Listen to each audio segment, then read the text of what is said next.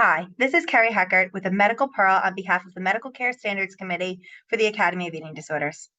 Weight restoration is essential for recovery from a restrictive eating disorder in all bodies who have lost weight. A healthy weight is not a designer choice, but a biological imperative. Without a healthy weight, the eating disorder will stay. While weight is one measure for judging clinical progress, it's helpful to think of weight as a reflective state of health rather than an end goal in and of itself. The healthy weight becomes that weight where a person is physically and mentally healthy. Physical signs of medical instability, including bradycardia, hypotension, and orthostasis, tend to resolve first. Hormonal improvement, including spontaneous resumption of menses, normal hormone levels, and a resumption of puberty, typically happen next. Continued weight gain towards the goal weight will lead to a reduction in eating disorder cognitions and depression, and improved flexibility around food, movement, weight, and body image are often the last things to resolve.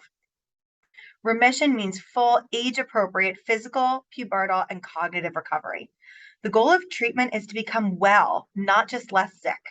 That means a person must achieve holistic wellness, a sound body with no vital sign instabilities, functioning hormone levels, and a flexible mind that is able to eat and move with joy.